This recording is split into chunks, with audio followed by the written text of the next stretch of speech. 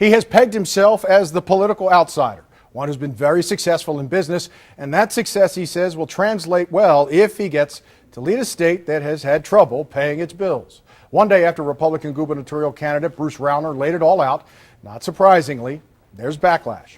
ABC News Channel 20's Kimberly Howard live outside the State House to tell us how people are reacting to Rauner's budget plan. Kimberly. Vince, you got Democrats ridiculing this plan, basically saying it's Rauner throwing his money around. And then you've got fellow Republicans not as critical, but still asking for more of their party's pick for governor.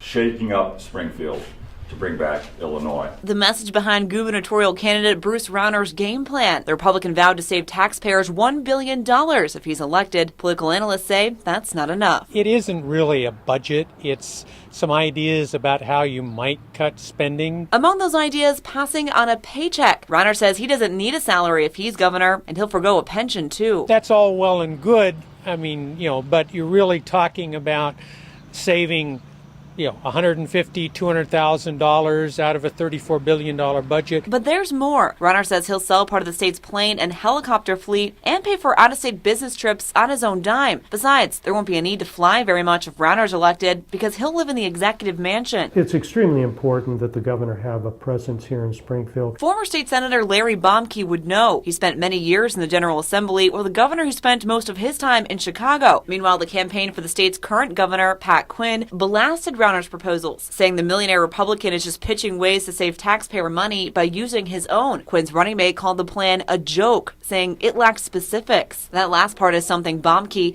a Republican, agrees with. We know he wants to get Illinois back on the right track by growing jobs, but that's a long-term solution. What are the short-term solutions? Perhaps Rauner's plan to purge the Medicaid rolls or to steer state workers toward a 401k. He also mentioned cutting $500 million from the Illinois Department of Central Management Services, but some are still wondering how. How does he plan to make up for the loss of $7 billion of revenue when the income tax expires at the end of the year?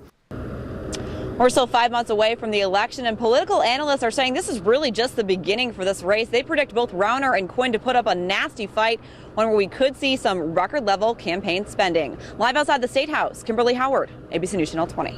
Thank you, Kimberly. A new poll puts Rauner comfortably ahead of Quinn in the race for governor, but political analysts say a lot could change in the months leading up to the election. The question of term limits will be on the ballot as well. Rauner is vowing to limit himself to 2 terms as governor, even if that initiative doesn't go through.